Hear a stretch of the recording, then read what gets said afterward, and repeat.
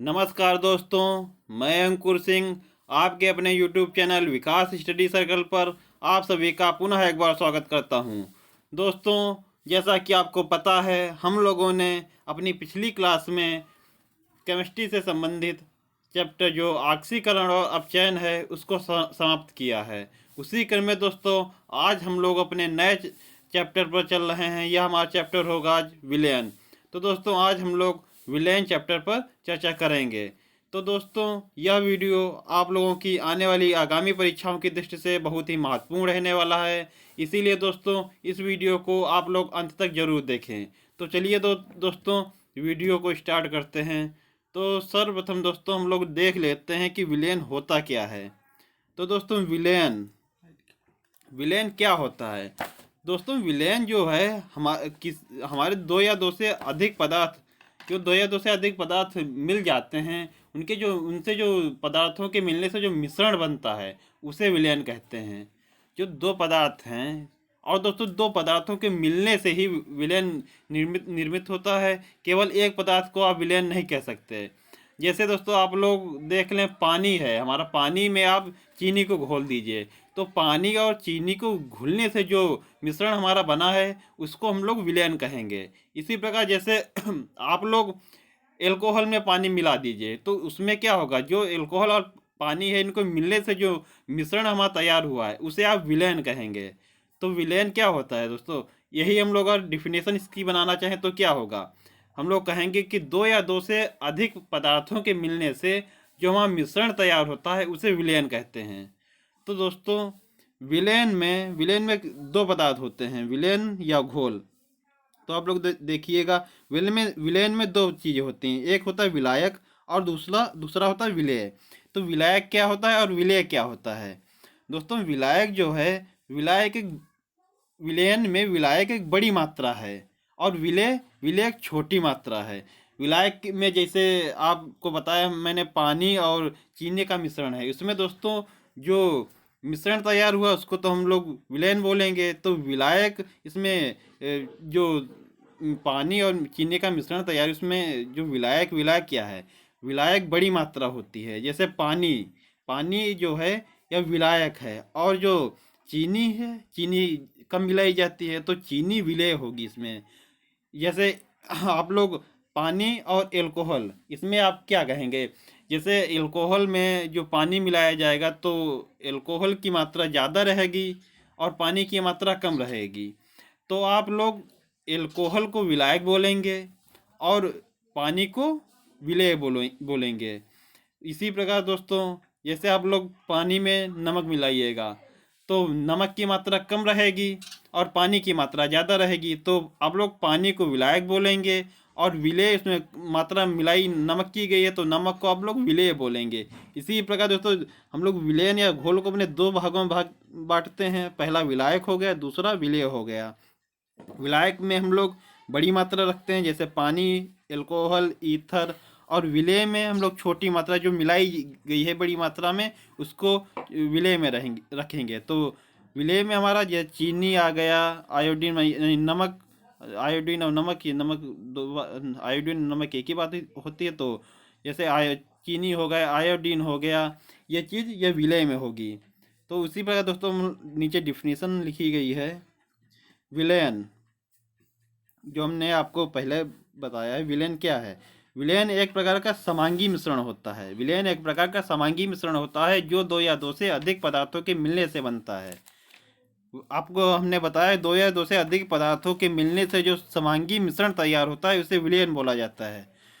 दोस्तों, नोट में देख लीजिएगा आप लोग, नोट, विलयन में एक पदार्थ की मात्रा कम तथा दूसरे पदार्थ की मात्रा अधिक होती है। विलयन में एक पदार्थ की मात्रा कम तथा दूसरे पदार्थ की मात्रा अधिक होती है। जो अधिक मात्रा होगी पदार्थ की उसको हम लोग क्या बोलेंगे, उसको हम लोग विलायक बोलेंगे, और जो कम मात्रा होगी उसे विलेय बोलेंगे। अर्थात विलेय और विलायक का सम्मिलित रूप है। विलयन जो है उसमें विलेय और विलायक का सम्मिलित रूप को आप लोग विलयन बोलेंगे। दोस्तों, नीचे देख लीजिएगा, विलेय क्या है। विलेय ऐसा पदार्थ जो किसी अन्य पदार्थ में घुलने का काम करता है उसे विलेय कहते हैं। ऐसा पदार्थ जो किसी अन्य पदार्थ में घुलने का काम करता है, जैसे चीनी, नमक आदि। ऐसे दोस्तों विलायक, विलायक को क्या डिफिनेशन होगी विलायक की? ऐसा पदार्थ जो किसी अन्य पदार्थ को अपने में घुला लेता है या अपने में घुलने की क्षमता रखता है, उसे विलायक कहते हैं। जैसे दोस्तों विलायक में हम लोग पानी, एल्कोहल, ईथर इत्यादि को रखेंगे। तो दोस्तों जैसे पानी और चीनी के विलयन में पानी विलायक और चीनी विलेय है। आपको जैसा ऊपर में पहले मैंने आपको बताया है, तो इसमें देख लीजिए आप लोग, पानी और चीनी के विलयन में पानी विलायक और चीनी विलेय होता है। जैसे इसी प्रकार दोस्तों हम लोग विलेय के मात्रा के आधार पर विलयन 3 प्रकार कहते हैं। विलेय की मात्रा के आधार पर हम लोग विलयन को 3 भागों में बांटते हैं। पहला दोस्तों है संतृप्त विलयन, दूसरा हम लोगों का है असंतृप्त विलयन और तीसरा है अतिसंतृप्त विलयन। तो दोस्तों संतृप्त विलयन, असंतृप्त विलयन और अतिसंतृप्त विलयन, इनको हम लोग देख लेते हैं दोस्तों। तो संतृप्त विलयन किसे कहते हैं दोस्तों? वैसा विलयन जिसमें विलेय पदार्थ की मात्रा आवश्यकता अनुसार घुली रहती है, उसे संतृप्त विलयन कहते हैं। संतृप्त विलयन वैसा विलयन जिसमें विलेय पदार्थ की मात्रा आवश्यकता अनुसार घुली रहती है, उसे संतृप्त विलयन कहते हैं। और दोस्तों असंतृप्त विलयन, ऐसा विलयन जिसमें विलेय पदार्थ की मात्रा आवश्यकता से कम घुली रहती है, उसे हम लोग असंतृप्त विलयन कहते हैं। ऐसा विलयन जिसमें विलेय पदार्थ की मात्रा जो है वो आवश्यकता से कम घुली रहती है, उसे असंतृप्त विलयन कहते हैं। और दोस्तों हम लोगों का तीसरा जो इसका भाग है अतिसंतृप्त विलयन। तो इसमें दोस्तों क्या होता है? अतिसंतृप्त विलयन में ऐसा विलयन जिसमें विलेय पदार्थ की मात्रा आवश्यकता से अधिक घुली रहती है, उसे अतिसंतृप्त विलयन कहते हैं। तो एक बार आप लोग देख लीजिएगा, संतृप्त विलयन वैसा विलयन जिसमें विलेय पदार्थ की मात्रा आवश्यकता अनुसार घुली रहती है, संतृप्त विलयन। और जिसमें आवश्यकता से कम घुली रहती है, जिस आवश्यकता से कम घुली रहती है उसे असंतृप्त विलयन। और जो आवश्यकता से अधिक घुली रहती है उसे अतिसंतृप्त विलयन कहते हैं। आवश्यकता से अधिक घुली रहती है उसे अतिसंतृप्त विलयन कहते हैं। इसी प्रकार दोस्तों आगे हम लोग बढ़ते हैं। घुलने के आधार पर विलयन के प्रकार। तो दोस्तों घुलने के आधार पर विलयन हमारा 2 प्रकार का होता है। एक होता है समांगी विलयन, दूसरा विषमांगी विलयन। समांगी और विषमांगी, होमोजीनियस और हेट्रोजीनियस। तो दोस्तों हम लोग देखते हैं घुलने के आधार पर विलयन के प्रकार, समांगी और विषमांगी। तो हम लोग पहला अपना देखते हैं समांगी विलयन। तो समांगी विलयन क्या होता है? ऐसा विलयन जिसमें विलेय पदार्थ एक दूसरे में 100% घुले रहते हैं।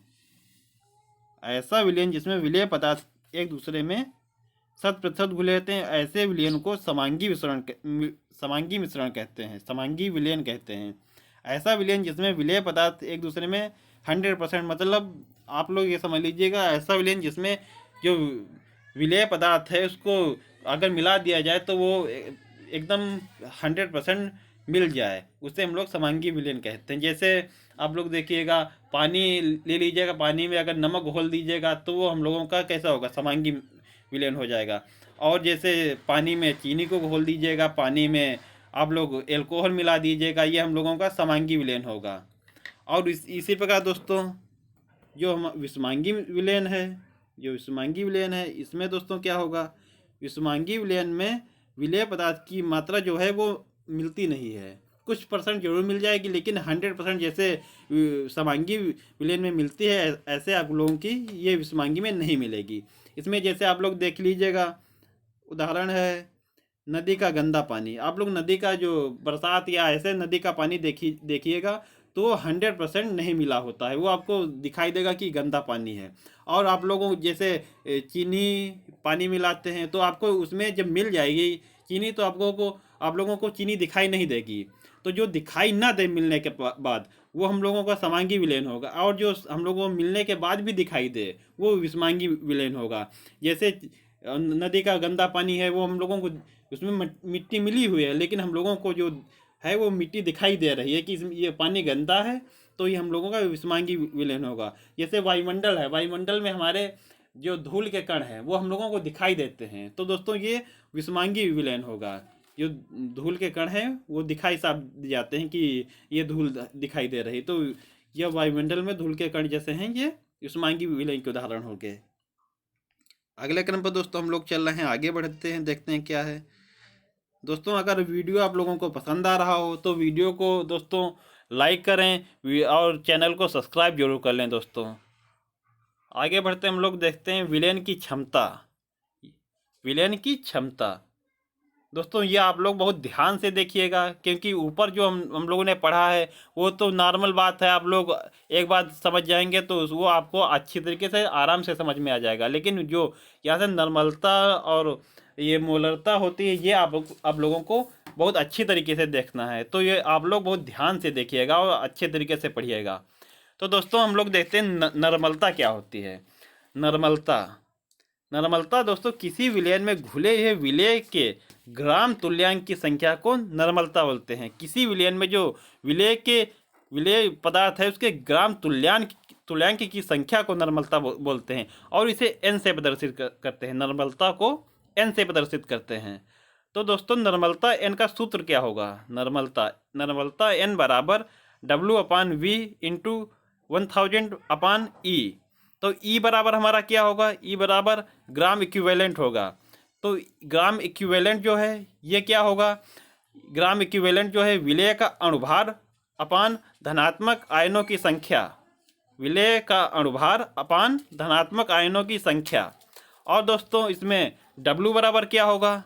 W बराबर होगा विलेय का भार, W बराबर विलेय का भार, V बराबर विलयन का आयतन। तो आप लोग इस सूत्र को जरूर याद रखिएगा, क्योंकि जो आप लोग अगर इक्वेशन सॉल्व करेंगे तो आप लोगों को ये सूत्र की जरूरत पड़ेगी। नॉर्मलता n बराबर W/V इंटू 1000/E।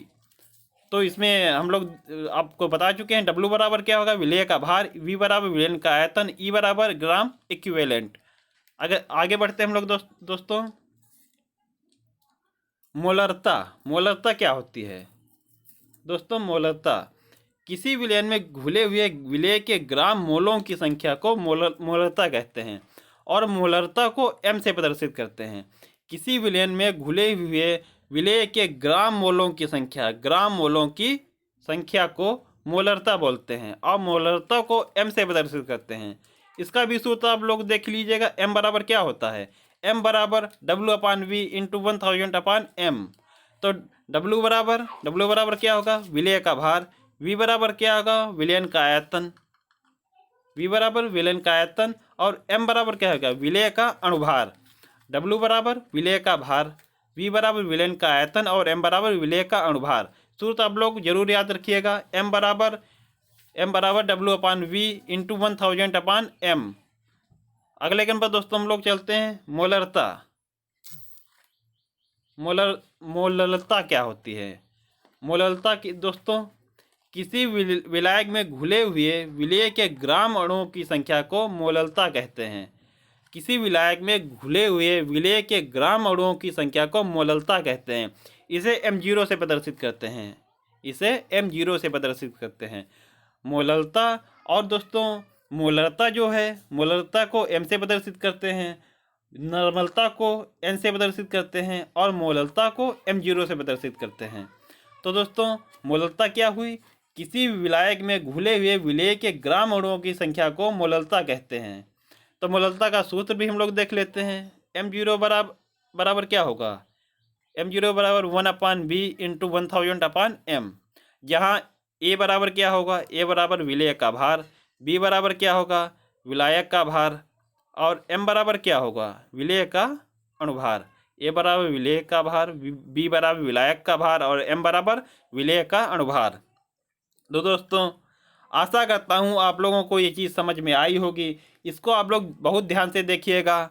जो आप लोगों को मैंने बताया नॉर्मलता, मोलरता और मोलरता, इनसे ही हम लोगों के जो प्रश्न बनेंगे वो इनसे ही बनने के पूरे चांस रहते हैं। तो आप लोग इनका सूत्र जरूर याद रखिएगा। नॉर्मलता बराबर क्या होती है, मोलरता बराबर क्या होती है और मोलरता बराबर क्या होती है। तो नॉर्मलता n बराबर क्या सूत्र है? W/V into 1000/E। और मोलरता बराबर क्या होता है? मोलरता m बराबर W/V इंटू 1000/m। मोलरता बराबर m0 बराबर 1/V इंटू 1000/m। दोस्तों इसी पर हम लोग अपना एक क्वेश्चन सॉल्व करते हैं, देखते हैं क्वेश्चन क्या है हमारा। क्वेश्चन लिखा है हमारा 500 ml क्यूब विलेन में 120 ग्राम NaOH मिलाया जाता है। तो मिलाए गए विलेन की नॉर्मलता पूछा है। तो क्वेश्चन क्या है, 500 ml क्यूब विलेन में 120 ग्राम NaOH मिलाया गया तो विलेन की नॉर्मलता क्या है। नॉर्मलता का सूत्र ऊपर मैंने आपको बताया है। तो नॉर्मलता n बराबर क्या सूत्र है, n बराबर W/V इंटू 1000/E। तो वही सूत्र लिखा है, n बराबर W/V इंटू 1000/E। तो W बराबर क्या है इसमें, W बराबर आपको बताया मैंने विलेय का भार, V बराबर क्या होता है विलेन का आयतन, और E बराबर ग्राम इक्विवेलेंट। तो इसमें दोस्तों देख लीजिएगा आप, W बराबर क्या है, विलेय का भार कितना है 500 ml क्यूब।